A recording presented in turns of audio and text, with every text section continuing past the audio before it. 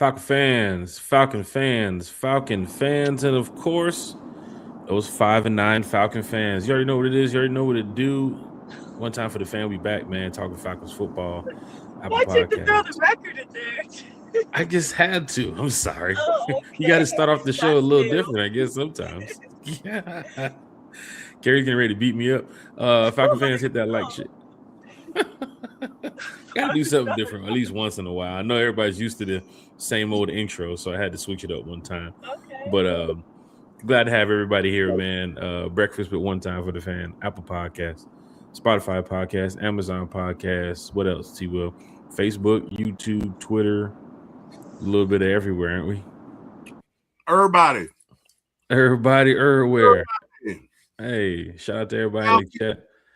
Victory Fans, Monday. Victory Friday. Sorry. Victory Fridays. Well, we're going to celebrate this because we still have a couple more days until we play the Rams. So we're going to continue this victory week from Friday on until we play the Rams. But wait, is it the Rams next week? Who we got next week? It's not the Rams. I don't forgot the damn schedule. The Cardinals? Is the Cardinals we play? It would have to be, yeah. Yeah, play the Cardinals. Then we play the Rams. Okay. So Falcons probably looking for a 2-game win streak here. T Will for my ATL Sports, One Time for the Fan. And then we have Miss Carrie, who Falcon fans, I'm sure you guys probably saw last night. Carrie was live in the building at Raymond James. So she's on the way back right now. No, we're not giving y'all her location. We're not dropping the pin or the Addy to where she's Oh, at. wow. I know some people probably on the highway like, I'm on the way back from the game too. Let me see what kind of car is she driving. Nah, we ain't finna do all that. We're not doing that. Falcon fans got to hit that like, got to hit that share and subscribe button for Miss Carrie, and of course T Will, former ATL Sports, One Time for the Fan. Miss Carrie, let's get straight to it because we're not going to be in here for no 2-3 hours today, but it is breakfast with One Time for the Fan, from the fan, for the fan.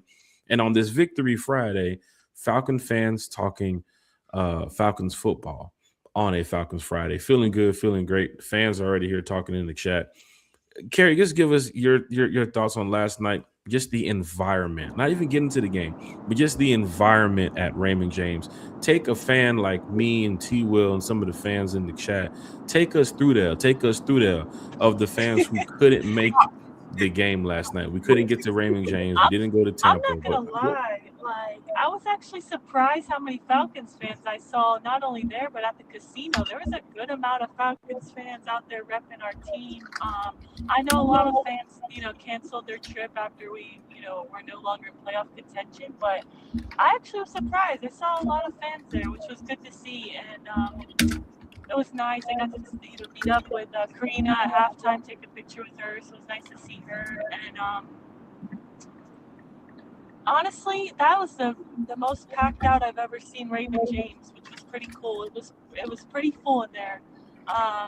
And you've been to Raymond James a few times, so you saw the Bucks last year, year before that, and for the Falcons, even at 4-9 going into the game, and the Bucks sitting at 7-6. 7-6.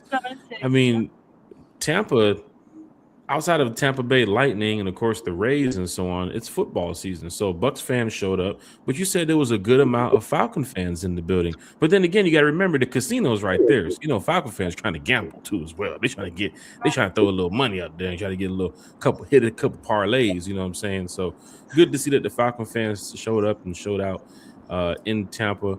What about on defense? Were the fans making noise out there too as well? Third downs and so on? Honestly, not really. But it was more so the Bucks fans because I think this game meant so much for them.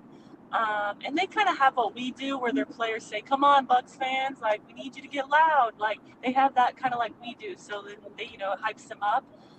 Something I noticed that they have that we don't have, as far as I know, is they have like hype men, like on the sidelines. They fans. Maybe they're employed by the team, but they're like literally kind of what Bradley Pinion. No, not Bradley Pinion. What's his name? On special teams, who's always like hyping up. Liam McCullum. Liam McCullum. Yeah, I was blanking on his name. You know how he always hypes up the fans and puts his hands up, like telling them to get loud. That's literally what these hype men do on the sidelines. I was like, oh, I've never seen those guys there before. I don't know if that's new, but I've never seen that at Raymond James before. But No, Falcons fans weren't too loud. But I mean, they were having a good time when we got the win for sure. I see that some people were live and lit, as you like to say, and they were definitely enjoying that win. As I was as well. I mean, I can't believe we won that game. I'm not gonna lie to you, Jack. I was real nervous. I told this to T-Will earlier. Before the game, I was nervous for my record at Raymond James. I gotta look, but I'm Because pretty you're sure I'm undefeated 5-0 right there now at Raymond James, right? So we need you to go down to Tampa every year so we can get that W. Yeah, I mean, I gotta check, but I think I'm 5-0 there now. But you know, with Drake London being out, with Kirk Cousins, you know, not playing his best ball, I really thought, man, they need this win to stay in first place in the division. So I thought this game means something to them, you know, compared to us because we're out of playoff contention. So, I mean, wow. Yeah, Also we being got down the a good win. amount of Somehow points going snuck into away. the fourth quarter too. So I know you're probably sitting there like, 14. no, my record is on the line, Falcon fans, and this parlay. Literally. No, down 14. That was crazy. We really came back from that. Even going for two when I didn't really think we should have went for two on that first touchdown. So it was crazy to see. I think I read that was the first time the Falcons have come back from a 14-plus deficit late in a game like that since 1993, I believe, and it was against the 49ers. So that's really cool. I see the Buccaneers. They're talking about it on ESPN. How bad is this loss for the Buccaneers against the 5-9 Atlanta Falcons? And I'll tell you right now, they're not too happy about it down there in Tampa. I'm sure you guys probably saw the report. What the hell? I'm sure you guys saw the report from Todd Bowles after the game, the press conference. He dropped the F-bomb a few times. He wasn't too like 7 times. 7 times. Oh, snap. Yes. Well, some people, Yeah, he went off. I was showing it to my family members, you know, the ones that are Bucs fans, and they're like, "This is AI." I'm like, "It's not AI. Like, this is real Todd Bowles right here." And now they're even talking about in smaller groups, within the Bucs fan base, is Todd Bowles' job safe? Which is a question that we have to ask too as well for the Falcon fans. Is Raheem Moore's job safe? And we're going to get to that just in a minute. T-Will, former ATL Sports, one time for the fan. You didn't make it down there to Raymond James yesterday, but we were watching the game, of course, in our respective quarters where we're at. But T-Will, tell me, how are you doing and how's everything going on with former ATL Sports? And what do you think about those Atlanta Falcons last night coming back to get a big win on the road against the at that point, first place Tampa Bay Buccaneers. Now it's the Carolina Panthers sitting in first. So, T-Will, your thoughts on that, sir? It was the most Falcons game ever, Jack. I mean, 19 penalties, turnovers. How many penalties? 19. No. 19 penalties. 19. That's an old song for those of you old heads. 19. It's the average age of folks going to Vietnam. Think of guys did this Paul Hardcastle or something like that. Anyway, you got to be old to know that song. Anyway, 19 penalties, right? Turnovers, fumble rooskies, 2 missed 2-point conversions, and of course the Falcons win on a last-second field goal. What's not to like? And don't forget about our third down conversions too as well. Wasn't looking too good on that at one point. 28 and 4th and 14. Right. Are you kidding me? Right. And you know what? I was so scared, T-Will, for that field goal to win the game. The Bucs fans got so loud. I'm like, oh no, like this is like the pressure. Did they fire the cannons after the game, Carrie? Did they fire the cannons? You're being funny. I'm sure they did. Hey guys, we have an announcement to make. And not only is she 21, Carrie, not only is she Miss Carrie, baby, but she is now undefeated at Ray J. Carrie. That's right. She's got a third moniker. She's got a third nickname. Undefeated at Ray J. Carrie. So contingent upon the day, the time, the event, whatever's going on, Carrie has 3 names, guys. Undefeated at Ray J. But all week, she's not Miss Carrie, baby. She's not 21 Carrie. She's undefeated at Ray J. Carrie. And Miss Carrie, we got to talk about that, right? So when it's 28-14, right, and it's in the third quarter, and your record is on the line, Carrie. Are you feeling more pressure for you, or are you feeling more pressure for your Falcons? Let's talk about it, Carrie. I think it's more pressure about that parlay she probably put down because she's trying to win some money too as well. You know what's crazy? We'll let Carrie I answer that actually did one. put a parlay. No, what's crazy is I didn't put a parlay. I had family like trying to get their parlays together, and I'm like, no, I haven't been betting like that lately. I've kind of chilled on it, but they're like, I think this will be a big Bijan game, which it ended up being still a big Bijan game, but I'm like, nah, this is the Pitts game. Pitts last year in Tampa had 2 touchdowns. Like, he always goes off in Tampa. And I know you're not too happy about this, Carrie, but it's also the Kirk Frost game too as well. That boy Kirk Cousins went out there and put up some numbers. But Carrie, it's on you. Wait, Zach, is it time for the Kirk Cousins dance? It might be. It might be, Carrie. Bring out them gold. Bring out them chains. Bring out the gold. I'm not gonna lie to you, guys. I'm not gonna lie to you. There was a group of Falcons fans when I was leaving the stadium, and they really said, "We're gonna give Kirko his chain back." I was like, "That is crazy work." I mean, we're only talking 30 for 44 for 373 yards, 3 touchdowns, 1 sack, no picks. That sounds like a quarterback that Raheem's thinking, maybe we can bring this guy back. Oh, we can find a way what's on with you? this guy. We can find a way. But Carrie, how was the environment down 28-14? What was you feeling? I mean, the Bucs fans were feeling it. I was like, man, this might be really the time. Like, Pitts had a monster game. Best game of his career. 11 for 166. Yeah, shout out to him. I was like, why are we not keeping Pitts involved? He was red hot the first half, But I was feeling the pressure. But, when we were moving the ball and we scored the touchdown, I was like, okay, we're getting back in this game. But then as soon as I saw we decided to go for 2 on that first touchdown, I'm like, oh, wow, we're really doing this right now. Yeah, nah. Like, I just felt like, why are we going for 2 here?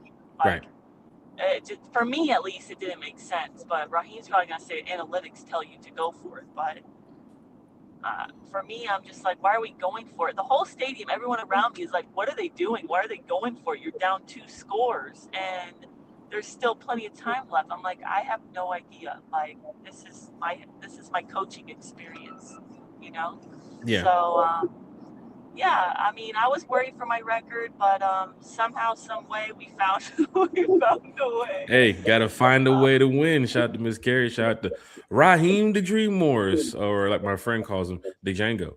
Falcon fans, hit that like, share, and subscribe button. 82 Monte Carlo's in the building. Dwayne Ruffins in the building.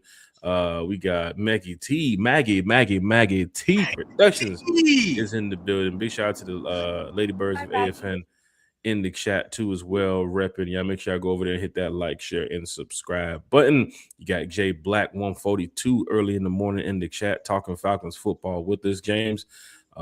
Jay Black, everybody, Deke Ruffin. We got some questions to ask y'all in a minute. So chat, I want y'all to stick around. So I want to get y'all feedback on what y'all think about these Atlanta Falcons. I know we talk about this all the time, but I got some questions to ask y'all just to see how just to see, pick y'all brain on y'all thoughts about these Atlanta Falcons. Falcons fans forever is in the chat too as well. What's going on, fellas? Big shout out to Falcons fans forever. Falcons fans also said a good win last night, but I wish they did this earlier in the season. Hey man, I think we all wish that they did this earlier in the season. To Falcons fan forever's point, that's how I felt about Raheem getting all hyped up in the camera, like fired up. Like, where was this all season? Talking about Raheem Morris? Yeah, did you see that viral clip of him, like, all hyped up after the game, yelling at the camera? Wait, hold on. You talking about this Raheem Morris? Yes, exactly that. Like, what are we doing here? Falcon fans, there's your head coach. Possibly your head coach for 2026. We're going to get to that. I see some fans in the chat here talking football. Raheem Morris's job is not safe. We got to get a new head coach. Of course, you saw last night the reports also as well. Ian Rappaport putting out that Arthur Blank is going to be evaluating the head coach and I guess the general manager position after the season. So that's something to look at. That it might not be no Black Monday situation, Kerry. Normally, most teams have it ready for Black Monday. As soon as the Super Bowl is over, you see the firings of head coaches and OCs and DCs and all this stuff. But he's talking about looking at the evaluation after the season. So there might be something where it's like, well, Michael Penix went down and we had a bunch of injuries and, some other things happened, the kicking situation. So it wasn't on you, Raheem, but maybe you can get this back next season. So we'll talk about that, Falcon fans. We will talk about that. Falcon fans. I got a question for you. I got a question. What's he saying right here? Okay. You got 3 choices. What's he saying right here? This is the Raheem version of you like that. Right here, what's he saying? Okay, here are your choices. I know you want to leave me, but I refuse to let you go. Okay. How you like me now? Right. How you like me now? That's number 2. And number 3, I saved a great deal on my car insurance. What are you thinking? What's he saying right here? What's he saying right here? So he definitely wasn't saying bounce that ass just like your friend do. I know he wasn't talking about that belly game cushion. I'm guessing he's talking about I know you want to leave me, but I refuse to let you go. Hey, if I had to beg and plead for your sympathy, I don't mind because you mean that much to me. Ain't you proud to beg? Hey, let me tell you something. Raheem was feeling it last night. This is the other version of that. You like that. Don't forget, Kirk had that version in Washington. When he won that game and went to the locker room, you like that? You like that? And then Raheem, he clearly knew where the camera was because as soon as the game was over, he ran to the camera. Come get some. You want some? Come get some. Like, you want to fight me? Come on, Falcon. You want to turn up on me? Like, I'm definitely done. Look, here's the funny thing. Here's the funny thing, right? Here's the funny thing. So last night, I was sitting there watching the game, and I was saying to myself, Raheem knows his job is on the line, right? Has to know, because a lot of times on social media, it's you got kids and brothers and cousins and aunties and sisters and everybody who can easily go out there and say, hey, this is what I'm hearing from the fan base. But I'm sure he's sitting over there looking at Zach Robinson like, go ahead and cook with Kirk tonight because we back in Tampa. I know he was feeling it. Kirk going 30 for 44, 373 yards, 3 touchdowns. At one point, he wasn't even touched. But why does he only do this against Tampa? Like, he's near perfect. He's he has personal ties to Tampa. It's personal for him. It's kind of like, Kerry, when you see that X and you just got that new car and that new job and you're flexing on them, you know what I'm saying? Raheem's over there like, yeah, I got these Falcons over here. Yeah, we might be 4-9, but we walking up out of here at 5-9. I guarantee you that today. But even down 14 points, I even saw some frustration from Raheem on the sideline. I saw this like the first game I've seen some like real emotion from this guy. And there's that TikTok video of that one dude who kind of like does like a copycat version of Raheem where he's sitting there looking at the scoreboard all the time, chewing his bubble gum.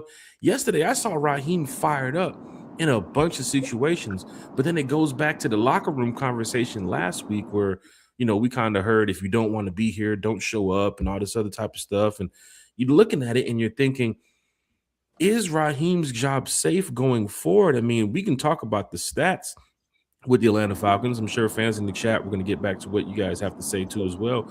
But you have Kyle Pitts going crazy last night, 11 for 166, 12 targets. So he only really dropped one. Actually, I think that one was like a bad pass by Kurt. But you're talking about 3 touchdowns for the boy. Bijan Robinson, 8 for 82 last night. Also 19 for 93 on the ground. Tyler Algier with 2 attempts last night for 18 yards. But Kirk Cousins was cooking that Buccaneers defense. Even the announcer kept saying this Buccaneers zone defense is not working, and we have to go ahead and hit him with that Kirk Cousins one time, because I don't care if we 5-9 or not. We got to go ahead. Kerry, I know you're driving, so don't take both hands off the wheel, but you're probably in the car. Don't You're do probably that. in the car doing the I'm dance. not doing all that. What? Carrie said, "I don't care if I wasn't driving. I'm still not doing that shit." I'm good on that, but Now, Right. undefeated at Ray J Carey has to do it. I know 21 Carey won't, but undefeated at Ray J Carey has to do it. She has to do the Kirk Cuzzo. Gotta do it, Carey. Just saying. Carrie won't even cut the camera on, and she does, and she do it. Now. I'm gonna solo her out on the screen. Everybody wants to see it, but Carrie is driving back from Tampa to make sure she gets home safe. So we want to make sure she's there safe too as well. So don't take both hands off the wheel. Don't forget, Carrie, 10-2, 10-2. Look, no hands. No. Right. I was hoping our record was going to be 10-2, but we're 5-9. Falcon fans, hit that like, share, and subscribe button. And this goes to the chat. This is the question going for everybody. I'll start with T. Will, then we'll get to Carrie. Just a quick Waffle House minute, right? Let's just go over. Raheem did mention about the support from Arthur Blank, right? Then you have the situation. Okay, I got you, Carrie. Then you have the situation where, you know, Seattle and all this stuff, you get blown out by them. You go down on a short week down to Tampa Bay and you beat the Buccaneers, right? You beat the first place Bucks, a team that got you guys back in week 1. Going to T-Will, then going to Carrie. Quick Waffle House minute. Oh, you want to go to Carrie first? Carrie, quick Waffle House minute for you. Raheem mentioned the support of Arthur Blank. Arthur goes back, and I guess from Ian Rappaport is saying that they have to evaluate everything at the end of the season. And then after the game, there are reports that Raheem said this is something to build off of going into the off season. So he's still talking those off season reports. Remember back when Michael Penix got injured, he kept saying that we have to look at the quarterback future for the off season. So even with the record, even with Arthur Blank and the team, you know, the organization not firing Raheem Morris, is Raheem Morris's job safe after this, Carrie? Do you see him back next year after this win? I know there's a couple games left in the season, but do you see him back next year as the head coach?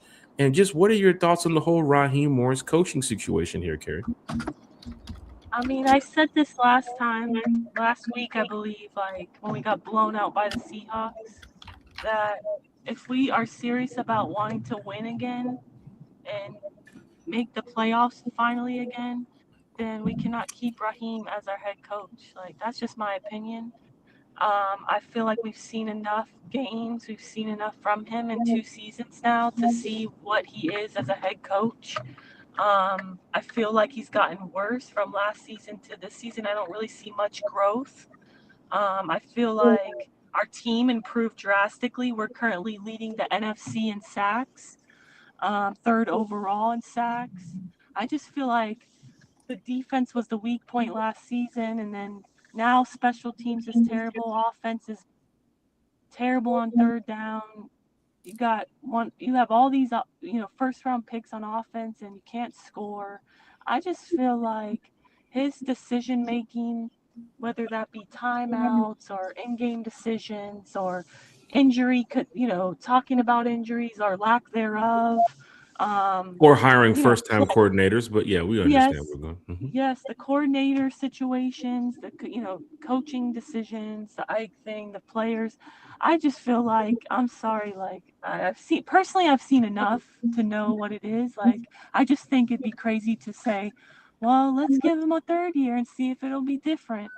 It's like he keeps hurting you or cheating on you, but it's like, oh, well, maybe this time it'll be different, So for me, it's like I don't know. I just feel like, I don't know. I've seen enough personally. I don't know how you guys feel, but I've seen enough. I mentioned this earlier on T-Will's show. I don't think you just base his job being safe or not off of a Tampa Bay win, that a game that technically doesn't matter for us. Mm-hmm. That's too small of a sample size. I feel like you need to look at the whole body of work. And I told T-Will this. If you wrote down the pros or the positives of what he has brought in 2 seasons, and you write down the negatives or bad things that have happened, I can guarantee you your list of negatives are going to far outweigh the positives. Mm-hmm. So for me, I'm out personally, but thank you for your time. But I feel like honestly, it feels like a wasted 2 years. Well, Miss Carey, I know I know you have some stuff to take care of today. You know, you do a great job here with One Time for the Fan, and we can't wait to have you back on Sunday night show because we will be back here Sunday night talking some Falcons Okay, football cool. too as well. But I'm sure people want to know where they can find you, Carey, because you know if you're not here on One Time for the Fan, where are you at on social media? You can find me undefeated at Ray J, Love it. Tampa Bay, Florida. You can find me there once a year. And yeah, you can find me on Twitter as well. But I appreciate you guys and happy Falcons Friday, happy Victory Friday. Hope everybody has a great weekend. It's so nice to start your weekend out with a W. I got a 4-day weekend. And yeah, hope everybody has a great weekend. Thank you guys. Hey, Have a good big one, shout out Carey. to Miss Carey. Thank you so much. Carey just got back to her spot. She got to take care of some things today. She had a nice little trip down there with the Falcons down there in Tampa. Came away with a win, and now she gets to enjoy, like I said, or like she said, her 4-day weekend. Me and T Will is going to be here for a couple minutes talking with the fans in the stands, and you know, I heard what Carey said. The body of work and everything that Raheem has done over the past 2 years. There was a report out. And T Will, you can definitely jump in on this. And of course, answer the question that's on the screen too as well. Kyle Shanahan and Dan Campbell's first 2 years with the 49ers and the Lions didn't go too well as well. But the third year with them, they actually took off and put the team in the right direction. Is there something where I think we can look at and say Arthur Blank will go look at this situation, look at the Kirk Cousins thing that didn't help, that didn't work the first year, Michael Penix getting thrown into the fire. Defensive coordinator with Jimmy Lake was pretty bad. Then you had the Zach Robinson situation early in the season with Penix. Is there a lot of things, the cool situation, the injuries? Is there a lot of things that Raheem Morris can use to put the eggs in the basket to say, look, Arthur, this is what happened. These are the reasons why we are not 10-2. These are the reasons why we're not going to the postseason. You give me one more chance, I can get this team back on track. More time. I'm sorry. I can get you back on track. I need to know from you, T. Will. I get some comments as well as you're talking about this Raheem Morris head coaching future situation, because even like Carey mentioned, like the whole resume just kind of messed up of him being a head coach. It didn't really fall into his lap of we're going to get this team back on track. Remember outrunning the South in the first year? That didn't happen. Remember, we're not picking in the top 10 again going forward. Well, you gave away the draft pick, but we would have been picking in the top 10. But still, that stuff right there is kind of is lingering over Raheem's head right now, that if he gives me one more year, maybe I can get this team on track. But the fans are kind of already, they're done. Right? Some fans even saw last night, like, where was this win against the Dolphins? Where was this win against the Colts in Berlin? Where was this win against the Panthers when they beat us 30-0? I'll get to some fans in the stands too as well. You see the question on the screen. You heard what Carey said, and of course, me piggybacking off of that.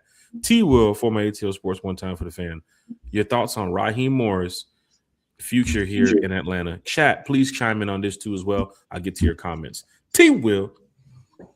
So going back to your original question, in regards to Raheem, speaking of the offseason in the future, I just have but one thing to say, Jack. A, B, C. Always be closing. A, always. B, C, closing. Always be closing. Always be closing. That table is taking a beating right now. It's looking like the damn Bucks D-line in that fourth quarter. Well, go ahead. Yes, it beat them like a drum. Yes, it is. No, but I mean, Raheem is at his core, he's a salesman. Okay, so whether he's going to be here or not, he's just not going to fold up his tent and tuck his tail between his legs and run. Even if the Falcons were 0-13 or 0, yeah, he would still be like, yeah, you know. So in the offseason, guys, it's an assumptive close. We don't know what Arthur's going to say. Now, if you're asking me personally, he's wasted the last 2 years. Number one, by hiring 2 inexperienced coordinators. You saw what happened defensively last year. You saw what happened offensively last year. So for me, if it were up to me, he probably wouldn't get a third season. But it's not up to me, right? Now, here's the thing.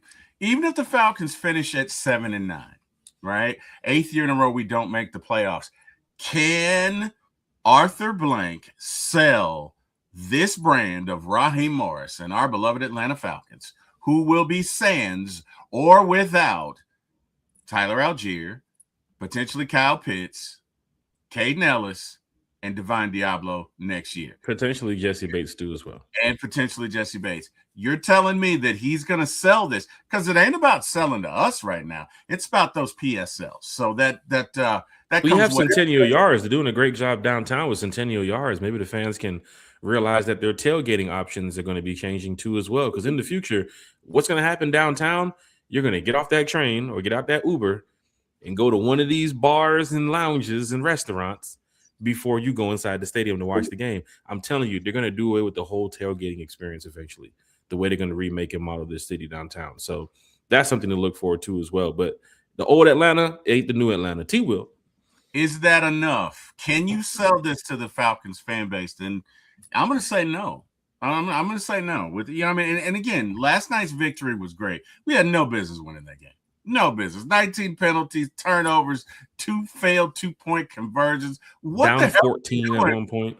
Right. It's like, look, Ma, look what I found. It's a victory. It's a win. Okay. So again, to the layman, maybe you give him a chance, but to those of us who are a little savvy, for me, no, there's nothing you can do, right? Unless Kirk comes out and starts throwing 600 yards a game.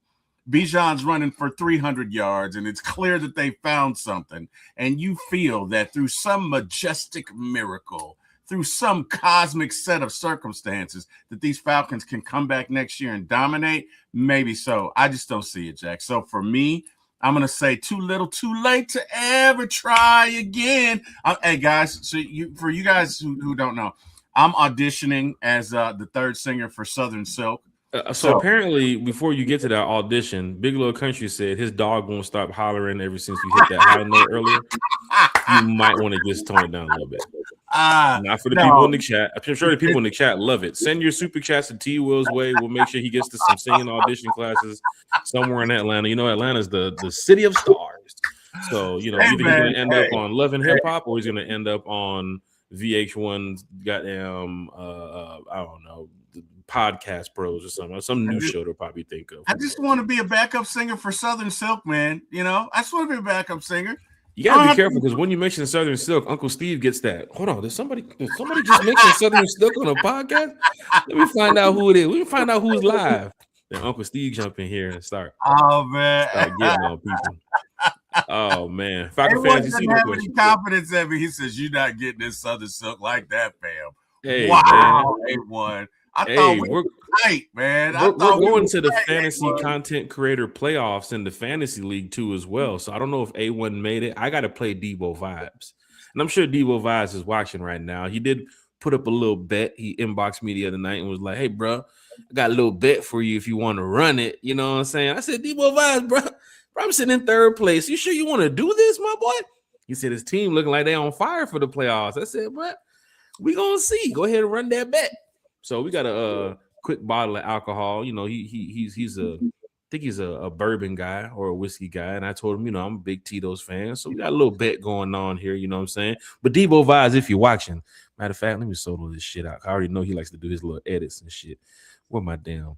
Let me get right here. Debo Vibes, if you're watching. Let me get the banner out the way too, because I already know you're gonna use this. Debo Vibes, if you're watching.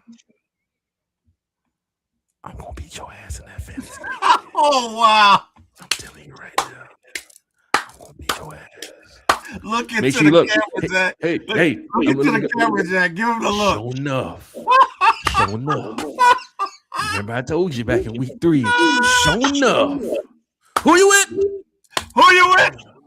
Who you with? Right now, I'm gonna beat your ass, Debo Vibes. Who you with? With the wrong one. This is my first year playing fantasy football, and I'm in third place. Y'all got on me about picking Josh Allen with the 5th pick. You got on me about picking a damn kicker in the 2nd round. Yeah, I'm gonna beat your ass, Debo Vibes. All right, let's talk about some Falcons football. You know if you don't, that's gonna be solo then. Oh my God, he's gonna destroy you if I lose those games. He's going to kill you. Yeah. He's going to absolutely kill you on that. But replay. I need this window because T-Will, we're at the point where these are some heavy hitters going into the playoffs. right? These is like you got Big Low Country in there. He's second.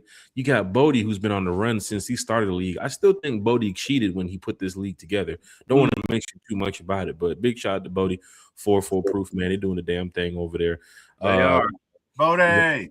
A lot of people in the chat saying Raheem Morris needs to go. They're not too heavy on Raheem being here next season. Of course, even next season, I want to go ahead and put this up for Falcon fans. Let me see if I can find it. Matter of fact, I will find it in between time. We do have a tough schedule next year. Matter of fact, I ain't going to find it. I ain't going to put it up because it might freeze the fucking screen. But I want to go ahead and put this up here. Home games next year. Of course, you guys know. Falcon fans, you guys probably saw it online. If you haven't, welcome to One Time for the Fan. Breakfast for One Time for the Fan. Carolina Panthers at home. T-Will. Got your division games. The Tampa Bay Buccaneers, the New Orleans Saints. You know we play them twice a year. Yeah, then you have the Chicago Bears. The return of Grady Jarrett and Drew Dahlman back in the house. I think Olamide Zaccheaus is over there too as well. You got the return of some Falcon players heading back to Atlanta. Chicago versus Atlanta in the Benz. And let me tell you guys something. Bears fans travel well. So I'm going to let you know right now, there's going to be a lot of that orange and blue or whatever that color is flying around in Mercedes-Benz. You already know with the Falcon fans, they love to sell those damn tickets when they see a team coming in here that wants to pay anything for it. So you have the Detroit Lions also coming to town too as well. This is next year's schedule. The Bears, the Lions, the Bucks, the Saints, the Panthers, the Baltimore Ravens. Remember all those Lamar Jackson fans? Oh, we should have got Lamar. We should have got Lamar. Now you get a chance to see Lamar in the A, right? So the Baltimore Ravens are coming to town. And from a random report that was put out the other day, I'm going to try to find it for Sunday. The best fit for this quarterback, he was number 3 on the list of 5 teams. Joe Burrow, possibly in the Cincinnati Bengals, coming to town next year. But there was a report that said Joe Burrow would be a good fit for the Atlanta Falcons next year. T-Will, you imagine that they're actually trying to find out different ways of where the Falcons could go with the quarterback situation? There was a CBS report that said the Falcons need to draft a quarterback in the 2nd round of this year's draft. So even a lot of people outside of Atlanta is trying to throw the quarterback situation on Atlanta because the long-term Penix issue, some people are not ready to deal with that. They're not ready to look at, is this guy going to be good for the next 5, 6, 7, 8 years? You're talking about franchise guy. You mentioned franchise. You're mentioning Matt Ryan. You're mentioning a guy who's been here 10 plus years. You're mentioning a Donovan McNabb, a guy who's been with his team forever. Pat Mahomes is probably going to be with the Chiefs until he's 90 years old, the way he's looking. But the way, this team is looking right now, some fans can't sit and wait to find out what is going on with the quarterback issue. We have so much time left in the season to get to that, so we're not going to spend too much time on that. Now, we have the NFC West to be determined. That is the other alternate game. The NFC West to be determined, and we have the AFC West to be determined too as well. Now, going away, Falcon fans, you have, of course, the Carolina Panthers, the Tampa Bay Buccaneers, and the New Orleans Saints because you play them on the road. We have the Cleveland Browns. So could it be a Kirk Cousins or a new quarterback or Michael Penix situation up against maybe Shedeur Sanders out there in Cleveland? The Falcons also have to travel to Green Bay next year. And Falcon fans, let me tell you something. The way the NFL likes to set up their games, they love to put an indoor team against an outdoor team late into the winter. So be very prepared if you got to go to Green Bay December 16th in the frozen tundra. It's going to be a tough week if they decide to put that game out there. Because don't forget, the Bears are coming to us. The Ravens are coming to us. The Bengals are coming to us. So the only outside stadium team we have next year that would play inside that winter situation would probably be the Browns, the Panthers, the Packers, or the Steelers too as well. We play the Steelers on the road. The NFC East to be determined is one of the alternate teams. And, of course, the Minnesota Vikings, they're a dome team, but it does get pretty nippy up in Minnesota. I've been there as well. It's a loud environment, so please be very prepared for that Minnesota game. T-Will, one thing I also want to put out there, I mentioned it on the podcast the other day about I heard from a bird about an international game. And Falcon fans, if you haven't heard now, the Falcons are playing international next year. Who are they going to be playing against? Can you see it on the screen, T-Will? You see it? We can see it. Are you muted, T-Will? No. Can you hear me? Uh-oh. Hold on. What's going on here? Can you hear me, T-Will? Yeah. Hey, guys in the chat, can you guys hear me? Let me know. You're good now. But for some strange reason, looks like what's that, John? StreamYard started StreamYarding. How about now, T-Will? You got it now? Yeah. There we go. There we go. Falcons 2026 international game. After talking to some people, don't want to give away the location, but I'm hearing it's going to be far. It's not going to be in California.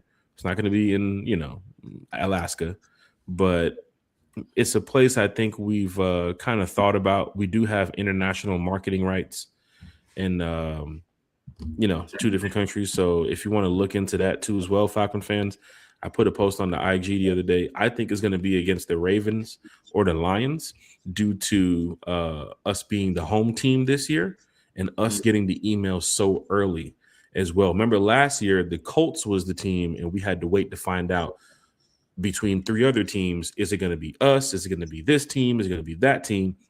Who would be playing the Colts? Getting the email so early this year as a season ticket holder, it makes you look at we're the home team. So if we're the home team, they're not going to put us up against division rivals. That's a waste of time. That's a waste of money. So it would be the Bears. It would be the Lions. It would be the Ravens. It would be the Bengals. Looking at the international markets from some of these teams, I'm guessing the Ravens or the Lions would be the teams to look out for if we have to go play internationally. T-Will, your thoughts on the next year's schedule? We got some tough games. Now we're heading back overseas to play in an international game. How are you feeling? I know it's a long time away. We're talking about a whole maybe year or less, a little bit under, a long time away. Your thoughts?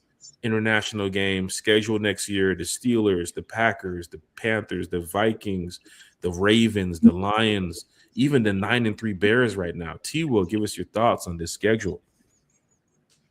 Well, my only thoughts are, will we be under the leadership of Find a Way Man? Find a way, man. We're going to find a way. Look, up in the sky.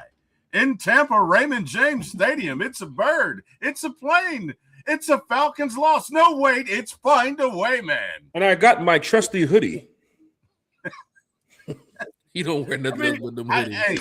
I don't know who's gonna lead us, right? Because again, for me, it is not that simple. You know what I mean? It's like you've been dating this girl and she's been giving you attitudes and sniping at you every day and just being difficult. You done had 20, 30 conversations. And when you get ready to leave, now you want to act right. You know what I mean? Now you want to make my favorite plate. Now you want to make me dinner. Now you want to come in the room with the teddy on. It's too little, too late. It's too little, too late. So it just depends, right? Who will be leading the Falcons next year? Will it be Mike McCarthy? Will it be Mike Tomlin? Will it be a litany of other coaches that it could be? That is There's a lot of Mikes over there. Hopefully it's not Mike Tyson. I can tell you that right now. I said Tomlin. Did I not? Did I not say No, Tomlin? You said Mike Tomlin and Mike McCarthy, but you mentioned 2 Mikes, and I'm hoping it's not going to be Mike Tyson. You said Mike Tyson. Mike Tyson. You definitely don't want him to be the court. You don't want him to be the head coach of the team. Because what's going to happen is somebody's going to get knocked out pretty bad. My name is Mike Tyson. I don't like you guys making fun of me. You know what's Hopefully funny? Mike didn't hear that. He's going to beat the shit out of me. Probably not. Hey, Mike, I'm just playing. I don't want to smoke. But hey, if you talk to Mike on the phone, right? Let's say, I don't know, for whatever reason, you've been on the rock for 30 years and you've never seen him fight, and you talk to him over the phone and you're like, hey, man, I will beat your ass. Whatever, Mike, show up. Right. And Mike shows up at your house. What are you doing? What are you doing, Jack? Are you taking the L? No, you're talking about just got out of jail, Mike, with the part and the diamond in the gold tooth right here. Talking about that, Mike? That dude. I'm not even opening the door. I'm calling at this point in time. Either you're grabbing that, that poo, or you're gonna call the po. But I'm not gonna open that door. The way he's gonna be knocking at the door, he's not even knocking at the door. You damn near kicking the door down. So you want to fight me? Say you want to see a young man? You want to fight somebody who's impeccable? I don't want to deal with that. I don't want to deal with that. I'm not fighting Mike. Hey, I'm not fighting Mike ever. Mike Tyson. Think about Mike Tomlin. Mike Tomlin, like, he'll whoop some ass too as well. You gotta be careful. I want a head coach, like Country said the other day, that's not only experienced but scares other teams. Right? I want a head coach that goes into these games and it's like, oh man, he's with that buddy shit. Don't worry about him. You don't want them type of head coaches. You want the head coaches like, this dude's going to draw up some plays and have his team ready to go every single the scheme from the practice to everything. Remember Andy Reid's years when he went in those? I mean, they're probably out of it now, but remember Andy Reid when they won with the Chiefs and everybody counted them out? Remember even with the Eagles back then, Andy Reid? Like, you knew that team was badass and that city reacted to it. The fan base reacted to it. Like, you couldn't go into Philly and talk that smack. They knew that they had Andy Reid's back all day. You know, even with Bill Cowher. Remember Bill Cowher? You wasn't saying that shit to Bill Cowher. Bill Cowher walked into the stands and beat the shit out of you. You want a team, I need a Ron Artest type of coach. You know what I'm saying? I need a guy that's going to go in there and just put the fire, which I'm saying, maybe Raheem knew his job was on the line. That's what you want, Jack? You want the balance of the balance? Bro, I'm just saying, I saw Raheem fired up last night on a couple ways where I didn't see Raheem earlier this season fired up. Remember after that 30-0 loss? Does it matter, Jack? I mean, it doesn't matter, but, you know, he's trying to show, I think, a little bit of fire and a little bit of, you know. It's too late. It's too late. Look, is it too late for us or is it too late for the organization? Because don't forget, it's 3 years they normally give a coach. It's 3 years here in Atlanta they normally give a coach. It's too late for everybody. I love Raheem, okay? And I do. I love Raheem. I love me some Raheem Morris. He is the greatest motivational speaker. He's a media coach. He's a fan coach. He's a yes, but he's a player coach. I don't think he's one to lead an NFL franchise, and I'm over it because it is too little, too late. Okay, I'll give you last year. Yes, you made the mistake and you hired 2 new coaches who had no idea what they were doing, but you come into this year and we take a step back. We should have been in the playoffs last year. We definitely should have been in the playoffs this year. And I can't just look over that. Why? Because you looked in the camera and said, you like that? I mean, really? I'm supposed to forget? Wait, he didn't say you like that. He said, I know you want to leave me, but I refuse to let you go. Right. I know you want to leave me, but I refuse to let you go, Atlanta Falcons. But still, it's too little, too late, Jack. Okay, great. All of that. Great. Wonderful. Right? Look, you got caught at the hotel, okay, with the strippers, or as the rappers say, the scrippers.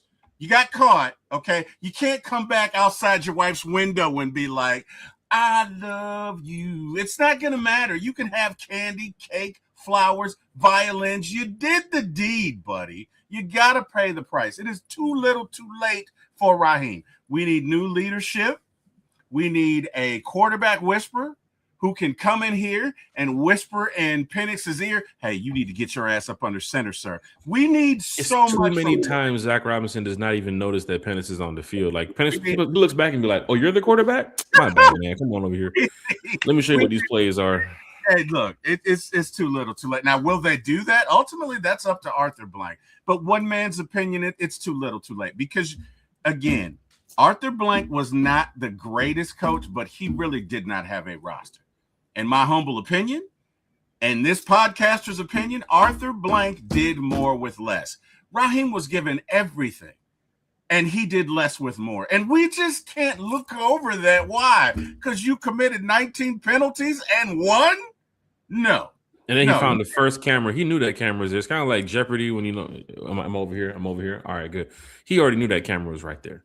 It's kind of like he told the cameraman, don't move until after this kick. Don't do it. If Zane Gonzalez does what Koo was supposed to do week 1, we would probably have more wins.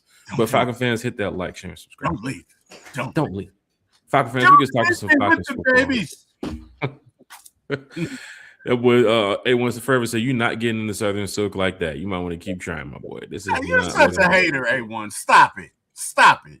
Okay.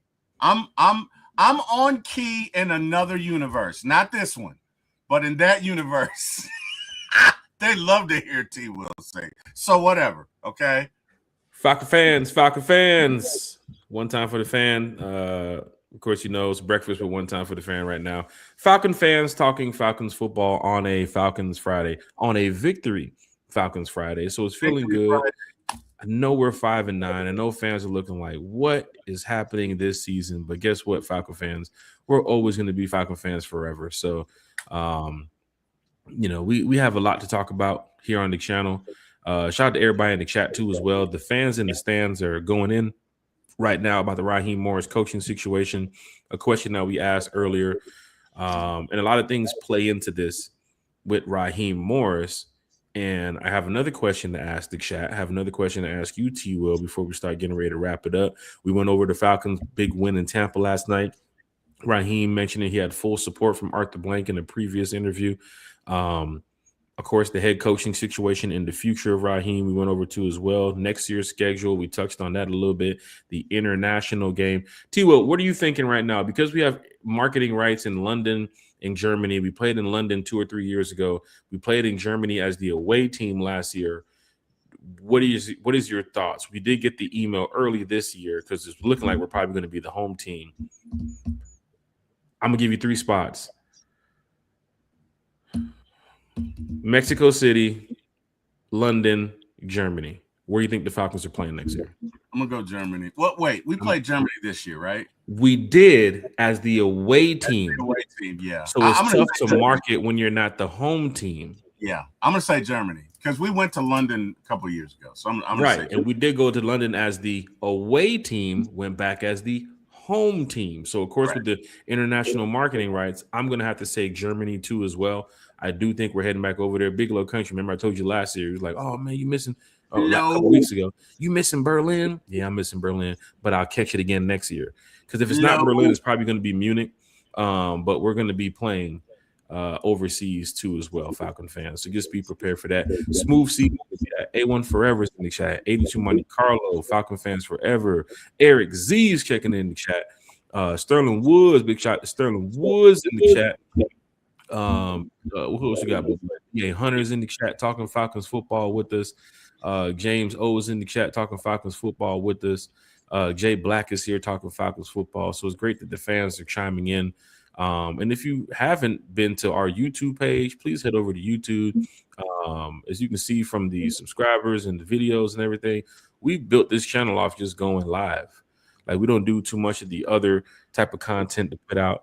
And I'm sure that's getting ready to happen. But just from going live, we've built up a really good, positive network of fans that just know that when One Time goes live, we just want to talk Falcons football. And of course, we're not disrespectful to the team or the players or the coaches or anybody. We do talk, we give it 100% real.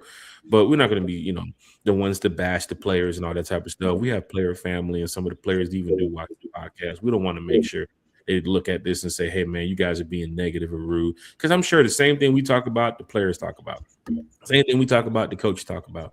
And whoever watches the podcast, we just want to make sure that everybody knows it's always rise up. Kind of like when we mention with the dogs, we always say, go dogs.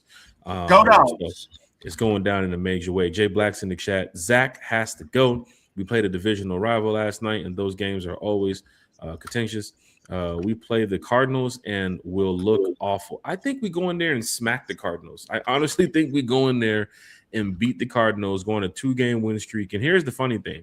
To see the way the Carolina Panthers played the Rams, and Kerry mentioning that we're first, second, or third in the league with sacks. James Pierce Jr. going crazy. Divine Diablo, Caden Ellis, and them. These are the guys you definitely want going forward to help this team. But I saw even Kobe Bryant last night was getting picked on, but he had his moment after the game talking trash to the Tampa Bay Buccaneers fans. I'm sure you guys saw the video. But some of these young guys have stepped up in a major way. Some of the players that we needed them to step up has stepped up. A lot of the biggest issues, I think, came from Zach Robinson with the play calling, and it put your boy Penix in a bad situation too as well this year. Having an inexperienced OC, kind of like how it was with Jimmy Lake, having an inexperienced DC the first year, put some of these veteran players and some of these guys in a bad situation. Even Kyle Pitts last night, what is this, second, third 100-yard game in his whole career here in Atlanta?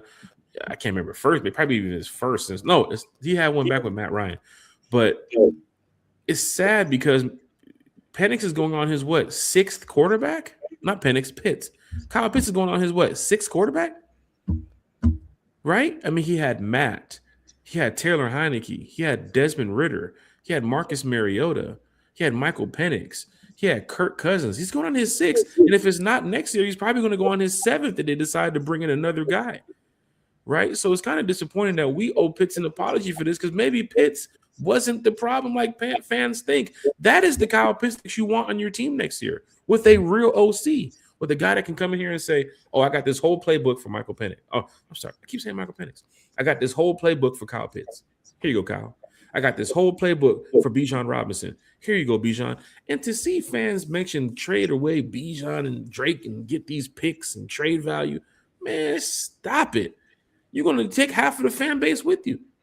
And that's the thing about it. Bijan last night, you saw even on that holding call, the kid is explosive. The one-handed catch, even when he went out of bounds, the kid is just explosive, man. You cannot sit there and say this. Don't put us in the Saquon Barkley situation like the Giants did.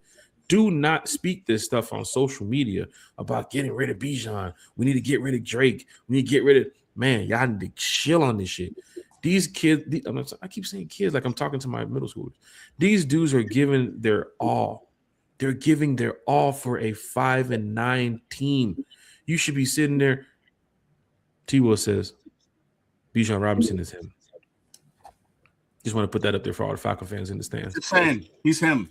He's Himothy. He's Himothy. I saw a couple Himothys yesterday. I saw Kyle Pitts in there. That's a Himothy. I saw D. Alford. D. Alford, man, y'all spent so much time on social media with D. Alford this year. Y'all Talk about it. Go ahead and send them Spotlight Zills. yourself. Spotlight yourself, Jack. Spotlight yourself. Talk about it. Man. Tell them Falcon fans about D. Alford. Glow, man. Go ahead and tag him. He might jump in here. I don't even know when he's online right now. Go ahead and tag him. Say, yo, Glow, man, one time for the fan over here talking about you. Bro, we've been rocking with Team Glow since day one. Ask Bodie.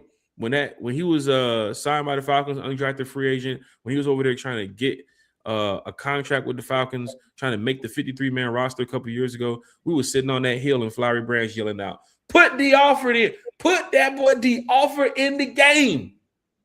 Same thing we was yelling for. Did he look like Brent Grimes last night going up, making that interception? Bro, I saw Brent Grimes. I saw a little bit of Jason Sehorn. I saw a little bit of doggone. Give me some more Deion Sanders. I saw a little bit of everybody. I don't want to put Jason Sehorn in the category with them. Bro, I'm just saying in general. That Joker said he went up. That was a Madden league. That was a Madden league. His nickname is Skywalker, sir. Skyglow. We got to change the offer's name to Skyglow. He was up. What do young folks say? It's up. He was up.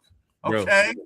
And comes down with the interception. When we needed it the most, Jack, it's 20-28. They can run out the clock. And my man Glow said, not today, sir. Not today. Not on my watch. Snatched that thing up out of the air. Gives the ball back to the Falcons. And what do we do? What do we do, Jack? We go down and score a touchdown with Kyle Pitts. I score on my cheeks in the end zone. Okay. He said, I knew my right foot was down. I didn't know that my other foot was going to be my cheeks. But he got it, man. That's what I was into a cheek off pause in the end zone. Hey, okay. Yo. Let me ask you a question. Did you think that was a touchdown when you saw it first? I originally did not think it was a touchdown. I went back and I watched it and I said, well, the NFL has gave crazier touchdowns to people who clearly wasn't in bounds. So they have to look at this and say, this guy might slip. Remember earlier in the game, they called a flag. They said the fumble wasn't a fumble, but then the backup judge went and said that it was. The backup official went ahead and said that it was a fumble. So I'm thinking, well, maybe one of the two can say that it was a touchdown and they can have not only that, but there was the fumble where Kirk and somebody else recovered the ball together and the tie goes to the offense. I've never heard that. I've never seen that on a fumble. Ever. But hey, I'll take it. But back to Kyle Pitts, it was so close that the call had to stand. Right.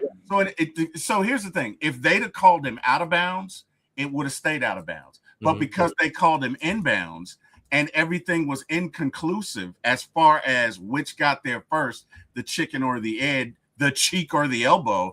They went with the call stance. So it worked out for us there.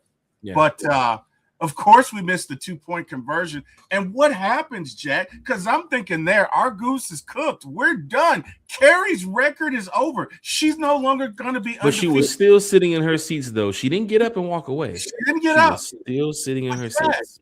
But Jack, what happened, Jack? What happened? Our beloved Falcons go down and get that ball back, sir. They stopped them. And with I'm glad you told me too, because I was sitting in my chair like this. Oh shit! Falcons scored. Oh shit! Oh, we back. We back in the game. Funny. I tell you what was funny. So, Big Low and Coach Roney kind of did a what did they do? A watch along or whatever during the game. At least the last part of the game when I tuned in. And it was hilarious because when the Falcons score, Lowe just goes, wait, oh, we intercepted it, right? And then they go down and they score and they missed the 2-point conversion. And Coach Roney and Lowe are going in on it. Why? And then we get it back, right? And then we go down and we kick the field goal. Just an amazing what a game, man. What a game. Bro, incredible. I'm sitting there watching the field goal. I'm sitting there watching them line up and put Zane Goddess in the position. And I'm sitting there saying, Zane, this is your moment. I know we're 5-9. I know we're 4-9. But Zane, we have nothing to play for, Zane. We have a couple other people to blame. That's not going to be you, Zane. That put us in this position of why you're on that field. But Zane, nothing to play for. This is your moment. And then Zane does that same thing with takes his helmet off and he keeps going over his hair and keeps going over his hair and he's trying to get himself composed. It's a thing, right? It's the kicker thing. It's the moment is on you. It's the kicker thing. It's like everything else in the room has just been blacked out, and it's just you, the ball, and the placeholder. And it's like it's a mechanism, Jack. Go make the kick. It's not only kickers that do that. Nomar Garcia-Parra, who played baseball a long time ago, used to take his gloves off and play with them. But it's a mechanism that they do is conditioning themselves to kick, hit, whatever. But I believe, Zane has one. But what a kick, man! What a game, right? But let me ask you this, Jack. Let me ask you this. So my source just texted me, be prepared for Germany too as well. So we'll see. Yeah, I think it's Germany. But let me ask you this question. Who was David Sills more like? Was he like Jekyll and Hyde?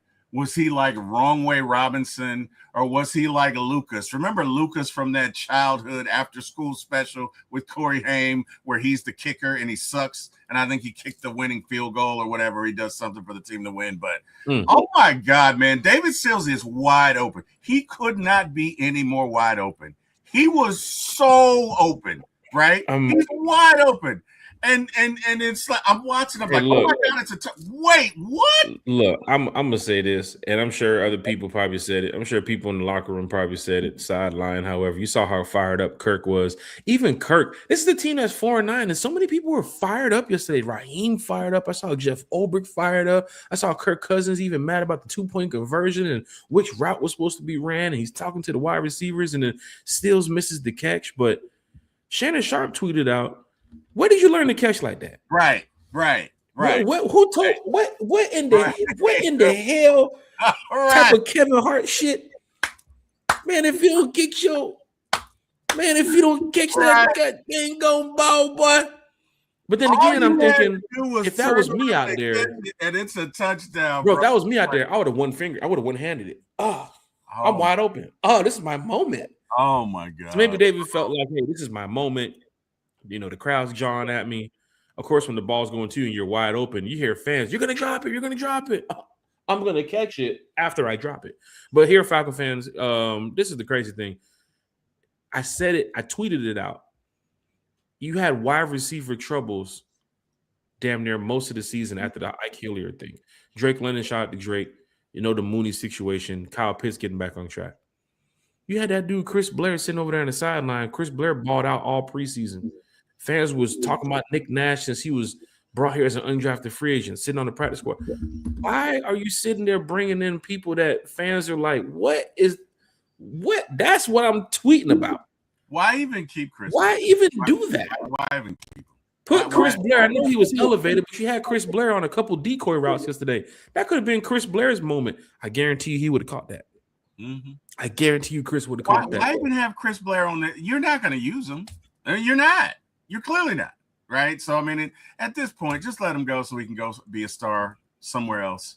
And well, hold on now. That's the homie. Don't. We just ain't. Don't let him go. Now we can keep him here in Atlanta. We just need the right coach and OC to work with the guy. Even the wide receivers is like. We're not. And look, man, you're right. You know what? You're right. I don't want to hold him back because he's the homie. Go out there and make $10 million, $15 million, man. Blair deserved a chance to play. There's no way you can tell me that we went and signed guys. Right. And promoted them. That's the tough part. Seeing people that came from Walmart. Dude was literally just bagging my groceries the other day, and now he's talking about I play for the Falcons. When did you play for the Falcons? Because these groceries got to get to the car. But now you're looking at it like Chris Blair, man. Like you've worked so hard in the offseason, to do what you did in the preseason, to know that you can get a small little contract here, even though they kept you on the practice squad. But it's like, bro, what is happening to where? Even after the Jets game, you saw the drop. That Patriots game too, as well. The wrong route being ran. Certain things I just saw from a couple players where it's like, we know who's going to be in a Falcons uniform next year. We should know. The Falcons should know who needs to be in a Falcons uniform next year and who doesn't. Even as your 5th or 6th wide receiver, Chris Blair needs to be on that field. Right, even for a Hodge moment, Hodge done caught a couple passes. Hodge done won a game for us in the past against the Bucs.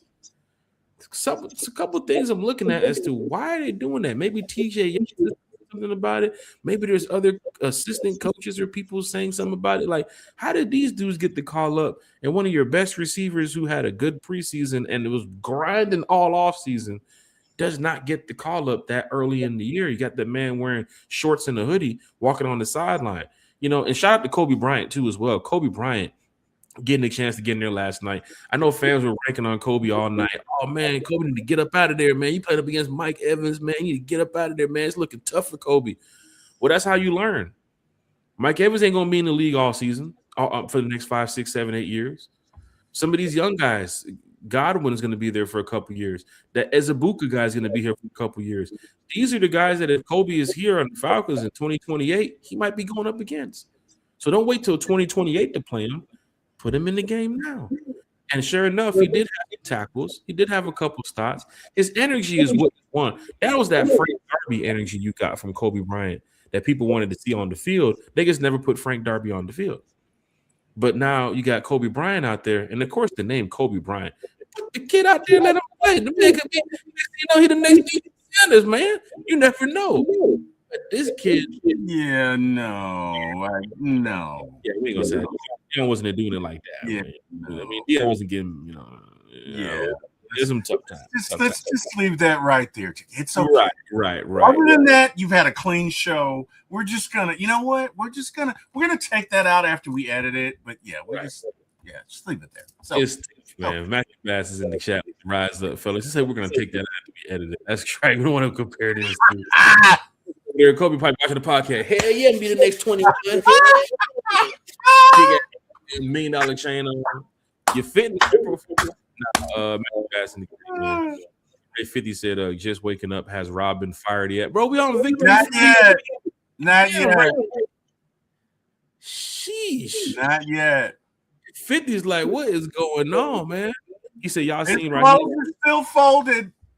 Oh, look at Ray 50. Y'all see right here, halftime on the set. Or the halftime on the set. That man won him a Super Bowl, man. You know what I'm saying? I'm just saying. Man. Ain't no Diddy stuff, man. No Diddy stuff. Meek Mills in the chat. Millie Mills. I said no Diddy stuff. I said Meek Mills in the chat. Jesus Christ. Ray 50, man, you tripping, bro. There was no baby oil on the set of Thursday Night Football last night. Oh, my gosh. None of that. I did see Raheem rub his hands a few times. You never know what's going on there. Millie Mills. Jesus Christ, T-Will, you okay? Pick that drink on the ground. Millie Mills is in the chat. One time, what's up with it? Got Millie Mills. Got the day ones in here, man. People that's been rocking with One Time for the Fan for a long time. You gotta warn me next time, Jack. Jeez, hey, man, you never know. You never know. DSGB Hall's in the chat, too, as well. Shout out to DSGB Hall. Anybody seen Lil Kiki, Lil Kavina? Anybody seen Lil Kavara? We ain't seen Kavara in a minute. Oh, we're doing that today. Yeah. Okay. Hey, all right. I'm just saying. I'm just keep keeping fired up here lately. I'm doing that, Jack. We're gonna see. We're gonna see. Smooth C said Ra's not going to use him. Ding. We'll see. Millie Mills said, watch Kobe next game. I seen little buddy gain his confidence last night and let the jitters go. Second half, Kobe Bryant was much better than first half Kobe Bryant. I was getting ready to tweet out, which I already know who it is. I was getting ready to tweet out, who is 37? Is that Ricardo Allen out there? Who is 37? But then again, Kobe redeemed himself second half. That hit he put on Mike Evans, though. Yeah, the hit he put on Mike Evans. That was a nasty hit. 45, 37. Put him out there. 30. Hey, look, that one thing, the boy does not suffer from confidence. Okay, he does not suffer loss of confidence because he got cooked. Okay, right. He got cooked more than that well done steak you like, Jack. Hey, don't mention that. We're trying to gain subscribers. We're here, Falcon fans. You have to.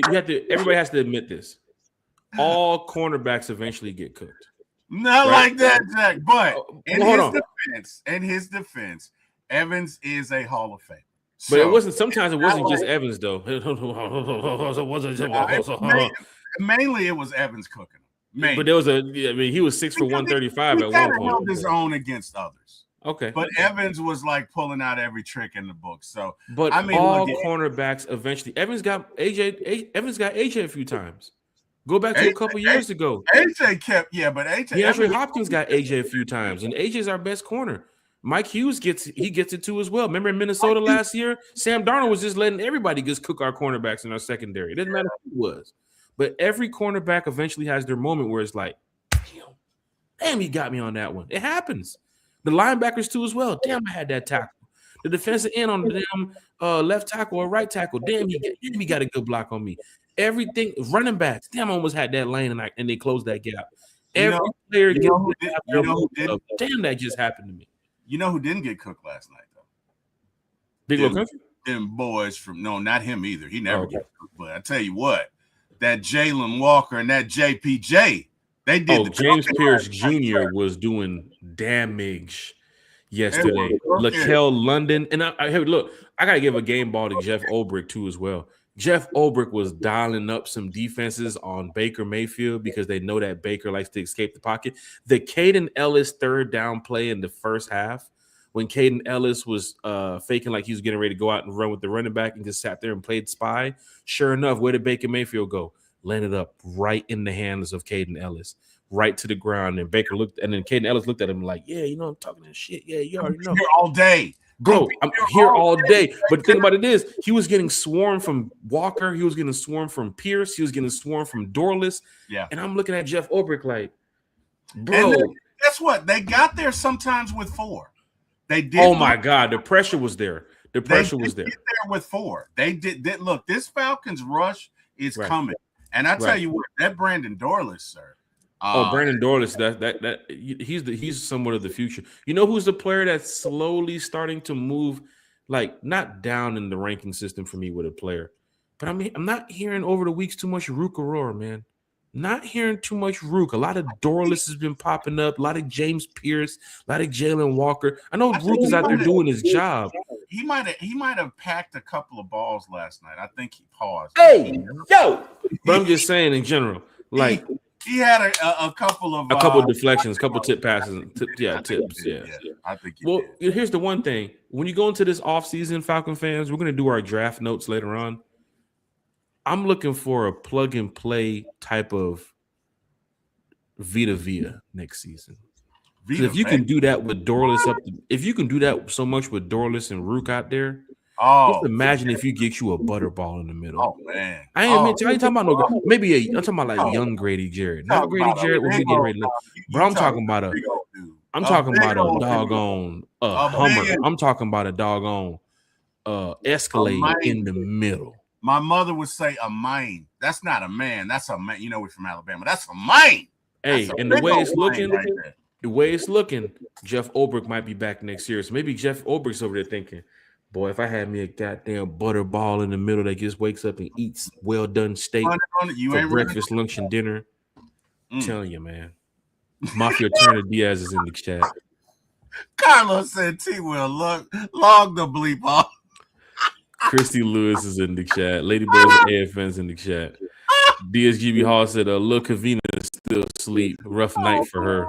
Yeah. Falcons won. Panthers woke up in first place. You already know that keep pounding happens in her household. Falcon fans, hit that like, share, and subscribe. Christy Lewis.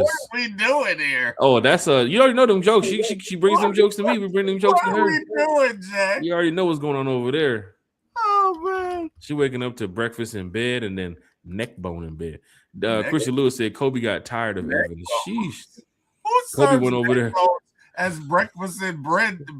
Breakfast in bed to anybody. Breakfast in That's bread. Kavara. Only Kavara can do that. Neck DSGB Hall knows only Kavara can do that. Neck bones? What the hell? It's a different type of neck bone, T. Will. You might be too old for that one.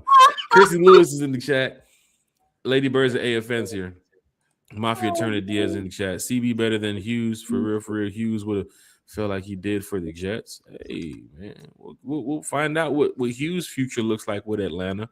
You got to get a guy that's going there alongside AJ Terrell. And I saw somebody in the chat say, trade AJ Terrell this offseason. AJ Terrell has a Falcon tattoo on his arm.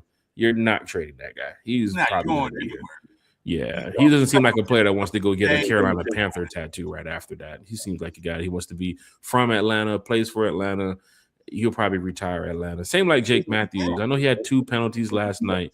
Doesn't mean go trade him.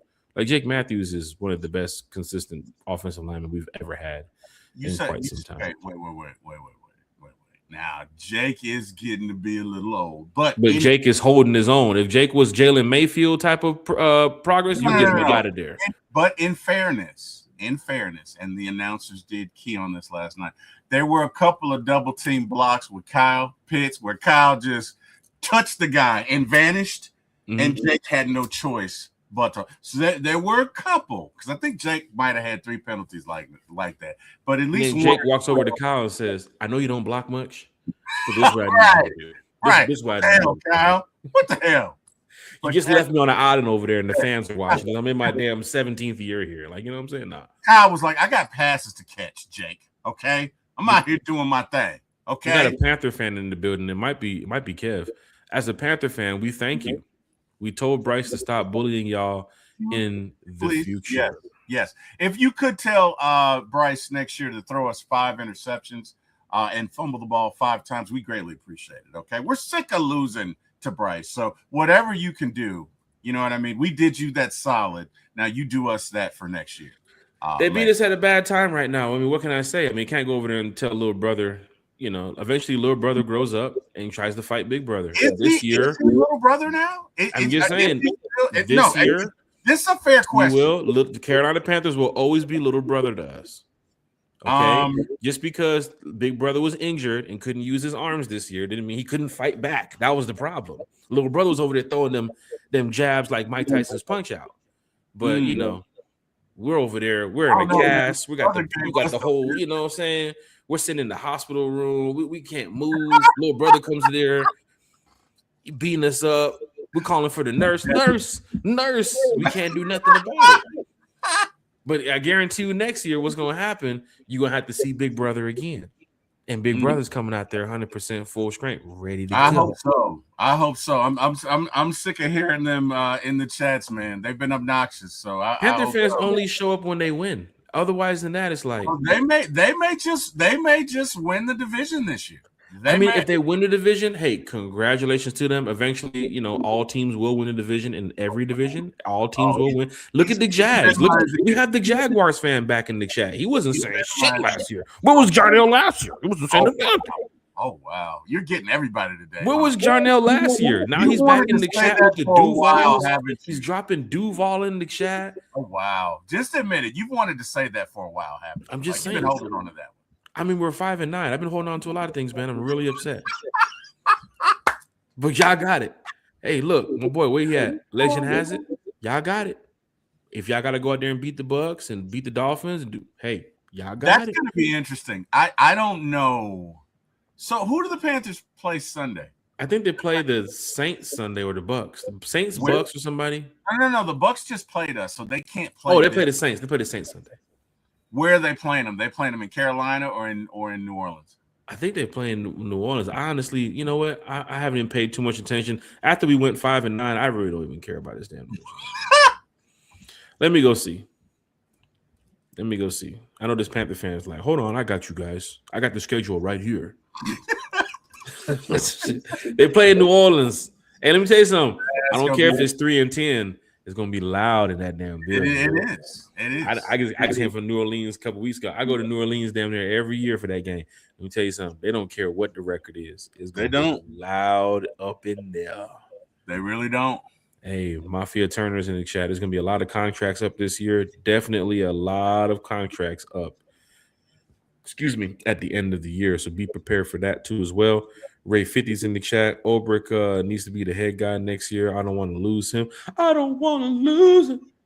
All right, now Ray 50. I think he's going to be back as the DC now as the head coach. He would be a guy I think Arthur Blank would look at to say, hey, we can put him in that position. But I need defensive coordinators to be defensive coordinators, especially in this position. I don't need Ulbrich over there saying, hey, I'm the head coach now. I run the show.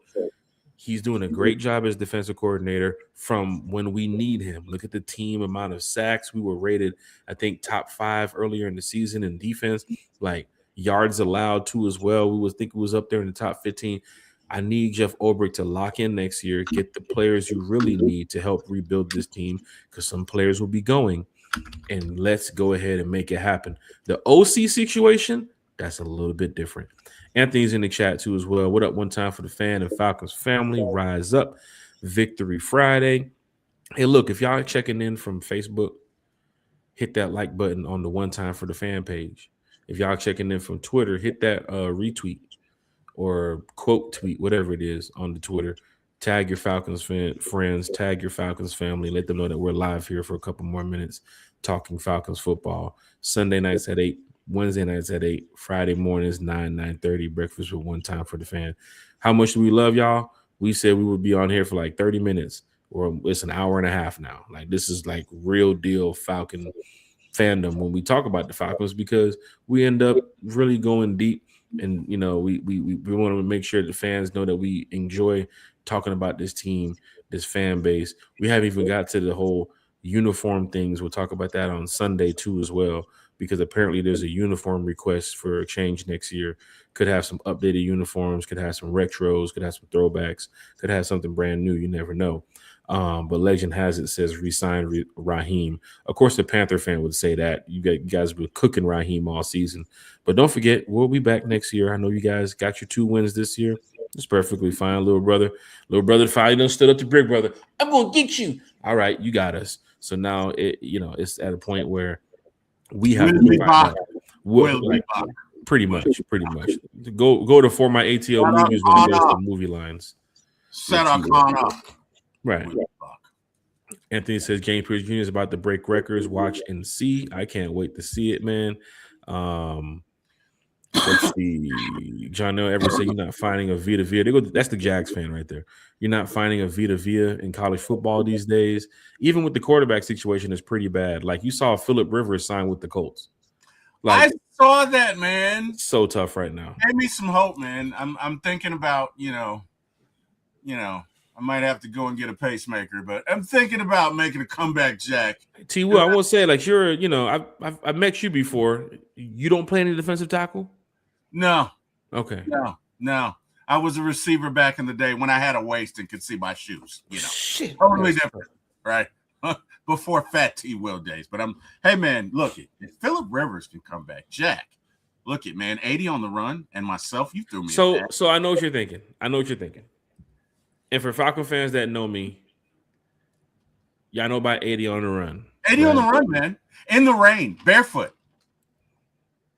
It was a cold day. Matter of fact, I think we're coming up on the anniversary. It was a cold December day. It was a cold and stormy night. Right. It was raining, cold. I think a little snow too as well. Little snow. I didn't have on no socks. Left the socks in the locker room. No shoes. Cleats were broken in the heat of battle. The man is out there bare feet. And tell us the play, Jack. What play did you run? We were down 3 to the state champs. Okay. I played wide receiver, played safety. You got to focus on yourself when you tell the story, Jack. You got to put the focus on you. You got to put the camera on you, Jack. When you tell the story. I mean, you had to ask the question so I can give the answers. That's how it works. You got to put the camera on you, Jack. Okay. Who the hell's producing this show? Carey's not All right. here. Clearly, Carey's not here. That's what it is. We missed you, Carey. Cold, Undefeated rainy, James Carey. rainy, snowy night in where was I playing? Playing like Alaska. I think it was Alaska. Yeah. 6 months of day and 6 months of night, right? You know, it's tough. There was no sun out. Playing against the state champs, 3-time state champs. Yep. And coach pulled me out. Wanted to play some of the backups because I was already going crazy. I had like 4 touchdowns, but my defense wasn't doing a damn. And I remember the team came back. They scored. We were down 3. No, we're down 2. No, we're down 4 with 30 seconds left to go. The coach looks at his sideline. Coach says, "Where's that Jack Spade guy? Our starting quarterback's injured." I said, "Coach, I'm trying to rest up over here." He said, "No, we need you in the game." I said, "Coach, I only know one play." He said, "Get over there and run the goddamn play, Jack." I said, "Okay, coach." I get in the huddle. I said, "Look, boys, this is what we're going to do. We got 30 seconds left. It's 4th down. We got to get down the field." I looked at one of my receivers. I said, "What's your name?" He said, "Johnny." I said, "Johnny, how you doing? Nice to meet you. This is what we're going to do. I need you to just run a goddamn streak route. Just run the goddamn fly. Run as fast as you can. And just when I say, 'Hey, yo!' When I say that, I need you to look up and be prepared for this throw." A lot of y'all know this story because some of y'all were there. For those that wasn't there, I'm here to tell you. In Alaska. It was a cold, snowy night. I get ready to hike the ball. I see they're getting ready to blitz me. I say, hey, 52's the mic. Easy. 52's the mic. 52's the mic. 52's the mic. I look over there. I see a doggone DeMarcus Ware looking motherfucker. He was like in 10th grade. I said, tackle. You better get on this joker right here. I see the other side. They get ready to say it's a full-on blitz. Cover 0. I'm like, oh shit. I gotta get this ball off. I look over there on the sideline. I see the starting quarterback. He's getting put on the stretcher. Ambulance over there. They getting ready to take him out. Cover 0 means there's nobody deep in coverage. They're all coming for Jack. Everybody, every single person on the field, even the coach was on the sideline getting ready to come at me. I look over. I said, "Yo, what's your name again?" He said, "Johnny." I said, "Johnny, remember to play?" I said, "Got you." I said, 52's the mic. 52's the mic. Look at Jarnell. Jarnell said this story is as truthful as us meeting up at Jazzy T's later for wings. Jazzy T is not around in Atlanta. Jarnell, you sit back and enjoy the story. Jarnell's a hater. STFU. They didn't have Jazzy T's in Alaska. STFU. 52's the mic. 52's the mic. 52's the mic. My center looks back. "You sure you're ready?" I said, "Hey, I'm gonna let you know." My guard looks over at the center. "Hey man, come on, the play clock running down." I said, "All right, bet." Down, said, hut. I said, "Hike." I just see hands flying through my center. Center gets pushed to the ground. They get like 3 people step on the center. They jump on some monster shit. They coming at me. I said, "Oh shit!" So I start running. Right. I look at Johnny. I can't find Johnny because it was snowing and it was raining, right? And I forgot. I didn't have on those socks. So I'm looking for Johnny. Where the hell is this receiver? I look at my other receiver. He over there blocking. It's not a run play. Get down the field. So I look at the other side. My tight end, he getting blocked too as well. He can't even get up the field. So I'm trying to find out, where is this Johnny? So I see the dude. I see the safety come around, right? So I hit one of these on the safety. He gets to the ground. I look at the safety. I give him the middle finger. I said, "You ain't gonna get it from this one." I run around the other side, right? Linebacker running there. He look like Big Low Country, a young Big Low Country. Oh, so I'm like, wow. "Oh snap! I gotta get off. I gotta get up out of here." So I stiff armed him. Robo as you went by. He almost did, and then when he said it, I stiff armed him, and I was like, "What in the world, bro?" And I just kept moving, right? Okay, yeah, I kept moving. I'm looking, I'm running, and I remember at the same time getting ready to throw the ball, a defensive tackle dude looked like doggone buddy Terry Crews, man, big joke, big strapping monster, dude. Dude was over there. We gotta get him in slow motion. I'm trying to think about this in slow motion. T-Well, it was like 20 years ago, right? We gotta get him. And I'm like, oh snap! So I do a spin move, right? T-Well, that's how it sounds. I do a spin move, right? And I spin move right off of the sack, right? And so the next guy comes over. He's trying to hit me too. Boom, I hit one of these on him, right? I look back up, Big Low getting off the ground. So I stiff arm again. I say, what in the world, bro? And I stiff arm again. I look down the field and I see Johnny like this. T-Will, Johnny's like this. And it's like Stranger Things when you get to the upside down. And I'm looking and I said, Johnny. And I run to the sideline and I just toss the ball to you. I just throw the ball as far as I can. 80 yards. As far as I can. We was on the 20-yard line. I said, y'all did one of these. You should have heard the sound effect. It was sounding sound like that.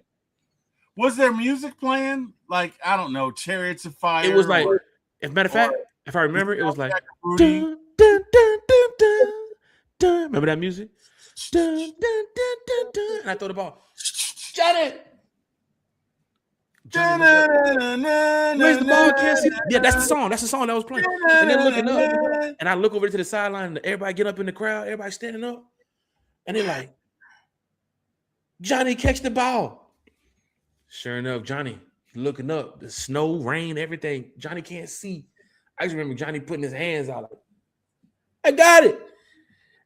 And Johnny ran for the touchdown, and we ended up beating the 5-time state champions, man. So you beat the 5-time state champions, and you heard him from 80 yards away. Wow, yeah. Who knew you had super hearing, Jack? Just telling you, man. I had to do what I had to do.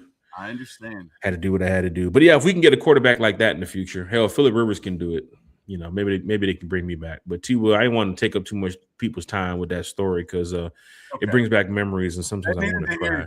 They needed to hear it. They needed to know that it was possible, Jack. Hey, man, Jack Spades, 80-yard on the run. Usually I don't tell that story on Fridays, but because we won yesterday, I want to let y'all know what happened. So now you can go tell your friends, hey, I heard this great story about Jack Spades 80-yard on the run.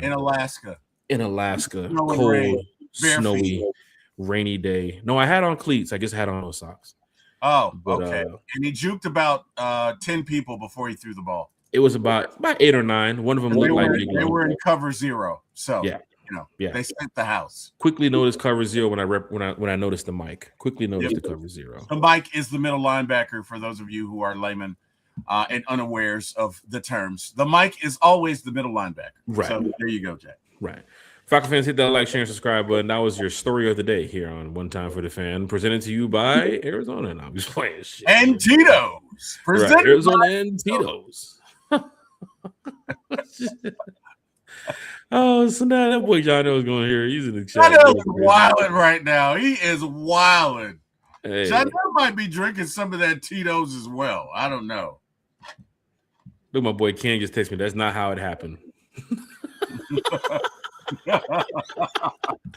I don't want any former football players jumping in here like, you play quarterback? I don't remember you playing quarterback in high school. No, I'm just playing. Falcon fans, hit that like, share, and subscribe button, man. We having a great time enjoying this podcast, talking Falcons football with Falcon fans. Sunday, we got a nice jam-packed show for you all. We got some things to talk about because I had a question I wanted to ask, but I got to get ready to get up out of here. Just be prepared for Sunday because, T-Will, I need to know something. I need to know, is the locker room still lost? Because it looks like the players were fighting hard for that win yesterday. Remember what happened this week, T-Will, with Ray McLeod? Question to that. Were the players fighting for themselves or were they fighting for Raheem? Well, T-Will, when you have a locker room lost, a lot of players don't want to fight to go get a win. They just want to, But they know they got to play next year.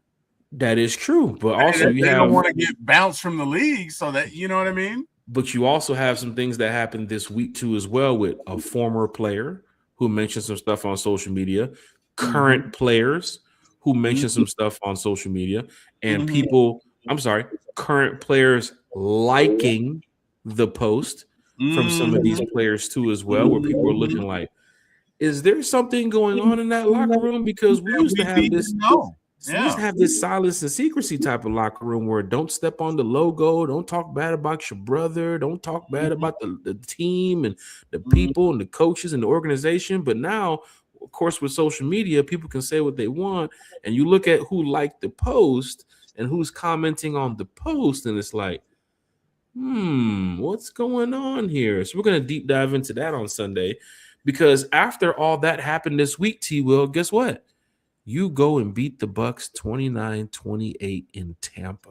In their house. In their house. Home. A comeback win, which most players, most team members remember, or most team members look at it as, you're down 14 points. You're not coming back from this. You're not throwing your body on the line. You're not making it to the playoffs. You're not trying to go out there and do all this for a 4-9 team. Don't call it a comeback. We've been here for years. Okay. That boy John ever said, I remember you playing quarterback, Waters Edge, throwing a pick 6 to Shakir. Nah, it wasn't like that, my boy.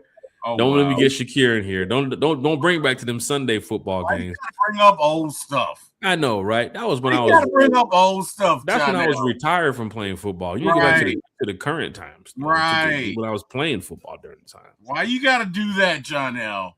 Right. It's going down in a major way. 82 Money Caller. Ray might be right, but he at the house and the Bills don't stop. Oh shit! 82 Money Caller said he got time for all that. He deserves a wow for that, sir. That's the first wow of the day. I told y'all I had the soundboard loaded up, and it was messing up on StreamYard recently, but I'm going to start working on it and get it ready for Sunday. Wow. Yeah. Chrissy Lewis in the chat with 19 penalties that cost us over 100 yards. 19 penalties, and we still win the game, Jack. 19 penalties. Record or what else? 37-year-old quarterback getting $100 million. Wide receiver core messed up due to injuries and some other stuff.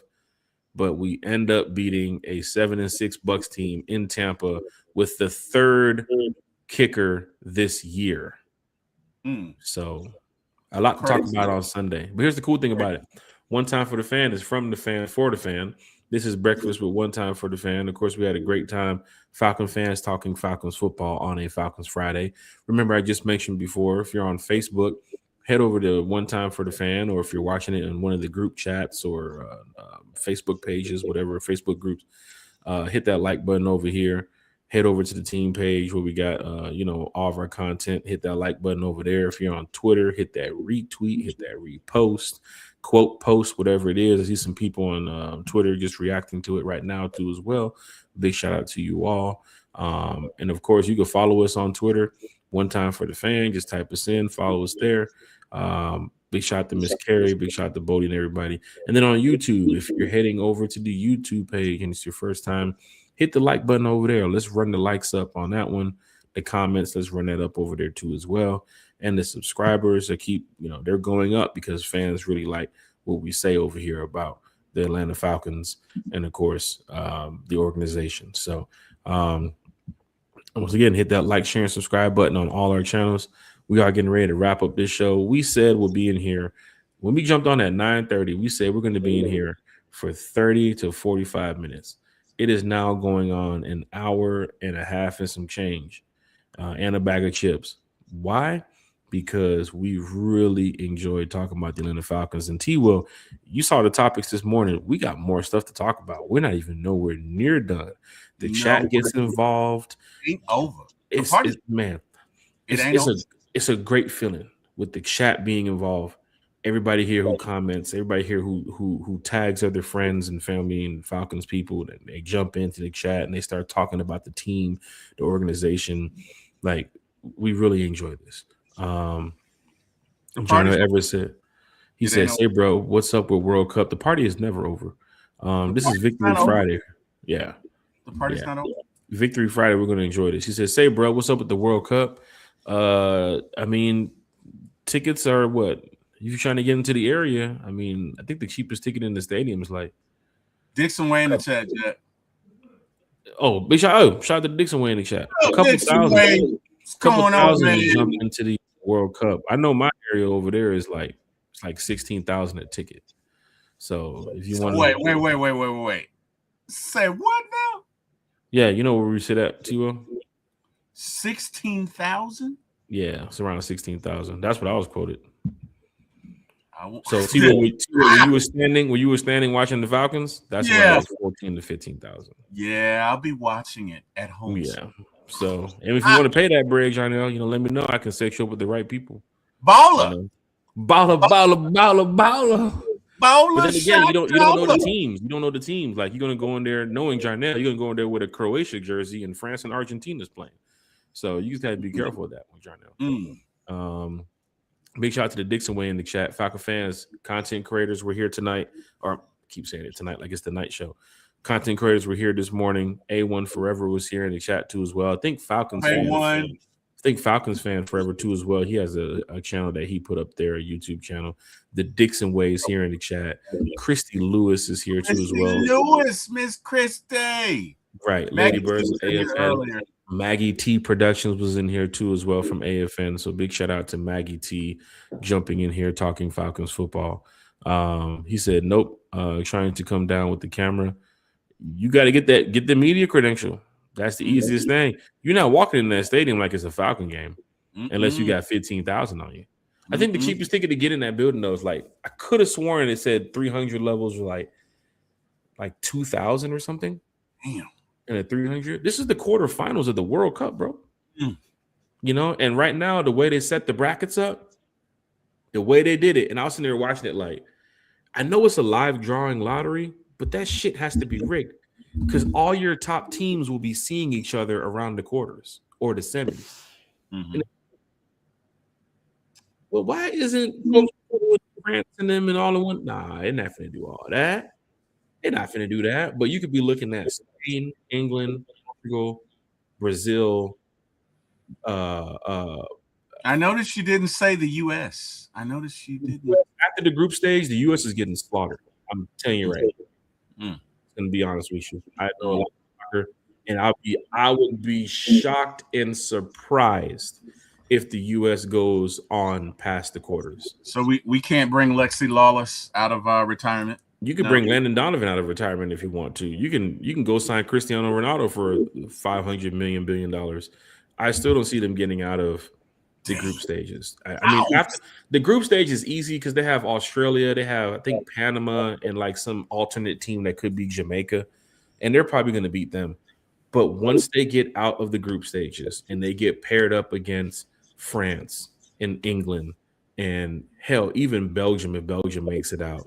The real G's. It's gonna get real ugly. The real G's. And the United States got a decent team. I know Miles Robinson's over there. I know they got that young kid. I forget what his name is. Kid that plays for Cincinnati. Not Cincinnati. Plays for what's that guy's name? Little short dude. He plays for I can't remember, man. But yeah, he's a decent player. I'm remembering a little bit. He plays midfield. But that's not enough when you're playing up against the international stars. These guys are coming over here to put in work. Argentina, France, Brazil, even Germany is going to be in that mix. England is a team to watch for. That team is strong. The team is stacked. Poland too, as well with Holland is going to be a crazy one too as well. So, got Christy in the chat. She said, "Ladybirds, AFN, Atlanta Falcons Nation, LLC are in the house on Falcons Friday." Big shout out to Christy Lewis. Christy Lewis has been here for a while. Mississippi, in my crooked letter I, humpback I. See, I did it real quick, Mr. Bat. I didn't forget about it. How are they going to grow the pitch in this pitch in the bins? If they do what they did last time, and the cool thing about it is Atlanta United stops playing like I think middle of April. And then they start picking up the games like in June. So they have like that whole month. But chances are, from knowing my knowledge, T-Will's, my knowledge and experience with the Mercedes. Knowledge of the game. Knowledge of the game. They probably will, or they probably have already started to grow it. When they did the international game a couple months ago or years ago with Messi, when he first came and he wanted the real grass, they grew it in North Carolina for like 6 or 7 months. And they had that ready to go and everything. Then they brought it over to the pitch over here in Atlanta. And then after the game, I think they donated it to like Georgia Tech or something. So chances are they're probably still doing something like that where they're treating everything right now at another site. And then they'll bring it into the stadium. I think they paid a couple $100,000 for it too as well. You know, the stadium got money, so they ain't worried about that shit.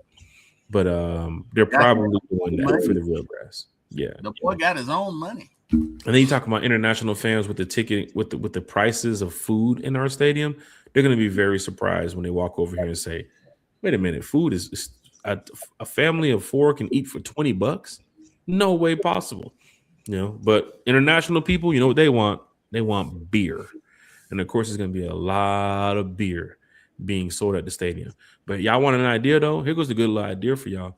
If y'all got a food truck or something like that downtown, set up outside the stadium. The amount of people that's going to be walking around outside that need to get into these restaurants that can't get into the restaurants, you might want to keep you a food truck nearby. So it's a quick little way to make some bread. My homeboy already got his spot. He already has a permit. I'm going to put the location up once he gets everything settled with the truck.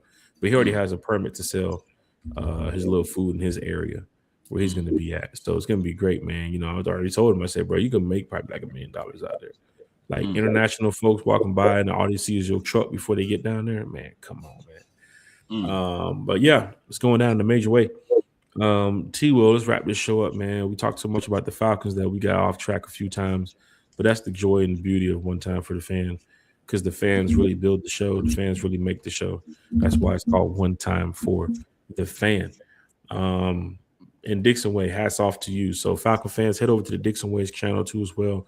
Dixon Way. Dixon Way on. I promise y'all, at the end of the season, we're bringing everybody back, right? We're bringing everybody back. All the content creators, all the podcasters who's been on the podcast before.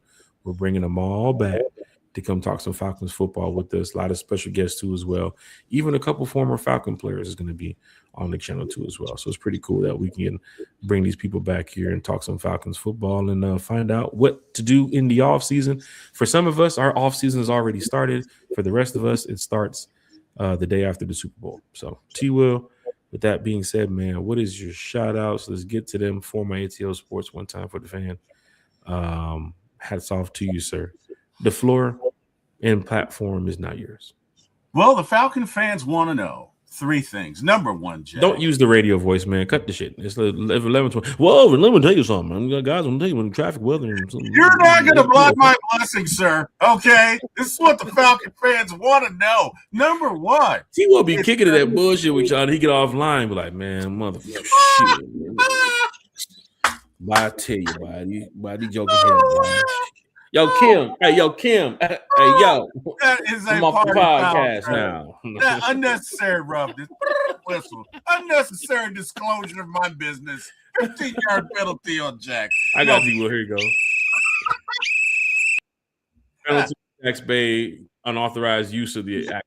Unauthorized use of offline business. No, in all seriousness, Falcon fans want to know. Number 1, will Kirk be back next year? Number 2, did Raheem earn a reprieve? And will he be back next year as well? And number 3, what the hell was up with Raheem talking into the camera? Was he just excited or did he have an upset stomach? Tune in Sunday, guys. When we answer all questions. Last but not least, hey, to everybody who joined us in the chat, we appreciate you guys. Cannot thank you enough. Thank you for giving us a little bit of time this morning so we can talk about our beloved Atlanta Falcons. Thank God for sending us in your path. Thank God for sending my friend here, Mr. Jack Spade. And this is fun. We always have fun getting and talking about this. Even though it's a 5-9 season, we love talking about our Falcons. So I want to thank God for waking me up this morning. Miss Carrie, too, you have a great day. Thank you for joining us. Hey, everybody in the chat, A1, everybody. Thank you, guys. Miss Carrie, Bodie, A1, Big Low, Uncle Steve, everybody in the chat. Thank you guys. Jack, thank you and Eric for giving my shot in this business. You guys have an amazing day. We'll see you Sunday. Go Falcons. And it's a cool thing about doing the podcast. You know, we get a chance to interact with so many fans and talk with some people from all over the world. So big shout out to the fans that's checking in from Atlanta, New York, Florida. Got some international Australia, Canada, New Zealand. online. A couple of weeks. I don't even know. Let me see. I haven't seen him in a couple of weeks. I don't know. We got him. We got Island Mike from Puerto Rico. So it's 5:23 in the morning right now for online tuna. So I think that's why Online Tuna catches our night shows so well. Yeah. But he is a big Atlanta Falcon fan out there in New Zealand. Shout out to Island Mike out there in Puerto Rico. Island Mike in Puerto Rico. California, fans in Texas, Georgia, Texas boy, fans in Nevada. Georgia, Texas boy. Carlos in Texas. Carlo Wiggins. Everywhere where Falcon fans are. In Texas. Thank you all for being a part of One Time for the Fan. Don't forget about Deke, Jack. Deke's out in Arizona. He's in West Coast. No, he's in West Coast. He's in Fresno. Fresno. All right. What up, we got Deke? fans from all over. I see the Apple Podcast and Spotify podcast numbers are doing pretty well too as well. So the fans that's listening to the show, thank you all so much. Now, some of y'all might not watch it, but some of y'all listen to it. Thank you all so much. Continue doing that. We're all growing the channel together. Matter of fact, let me go ahead and put this up here so Falcon fans can see. Share this screen. Bam, bam, bam. Bam, bam, bam. Right over here, man. One Time for the Fan. We're live and lit. That's the YouTube page. Head over there and just hit the like on the channel. Hit the subscribe on the channel. I was talking with some Falcon fans the other day on the train heading to the Falcons Seahawks game. And I was spitting some information to them, and they looked at me like, "Man, you need a podcast." And it's like, we have a podcast. They know, right? So it's really cool to let people know about the podcast, and of course, the channel keeps growing, and fans really love what they hear. So we continue doing it. So thank you all for being a part of this. Every Falcon fan that's out there, continue repping the team, continue doing the best you can. Even though this season is going to be, a few more games left and it's a little rough. But one thing we can do, T-Will, you know this, man. We had a great time. Talked almost 2 hours with Falcon fans. One thing you can do, Falcon fans, is check the chat, right? Check the chat right now. Go ahead and drop a rise up in the chat, man. Right? If you're watching the show, if you're listening to the show, wherever you're at, just drop a rise up in the chat. Reason being is we had a good conversation today about Kyle Pitts and Kirk Cousins and, even the Raheem Morris future and Zach Robinson and Arthur Blank and the organization and the Mercedes-Benz Stadium and all this stuff. But at the end of the day, we're all Falcon fans, right? We are all Atlanta Falcon fans. And if you was walking in the street too as well, you might tell somebody go Falcons. You might tell somebody LFG Falcons or something like that. But then sometimes you'll walk past some people and you'll say, rise up. And of course, they'll look back at you and say, rise up too. So if you're watching this show and you want to comment, drop a rise up in the chat. If you're listening to the show right now, you want to comment, head over to YouTube, or I think the comments are wrong with those channels. Just put rise up. Do not do like Jarnell. Matter of fact, Jarnell, you're going to timeout just because you put that one.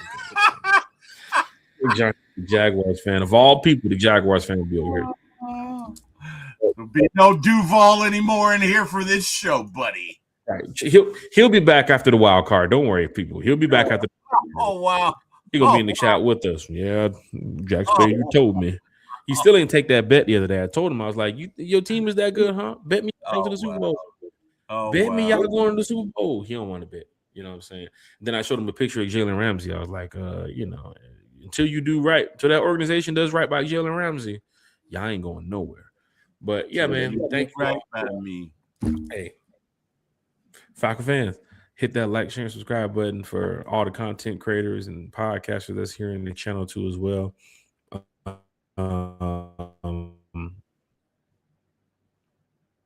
Jack, did we just freeze? I think you froze, Jack. Let's just do the You're freezing, Jack. thing. Let's do the best we can just to We can hear you now. Okay. rise voice within the organization too.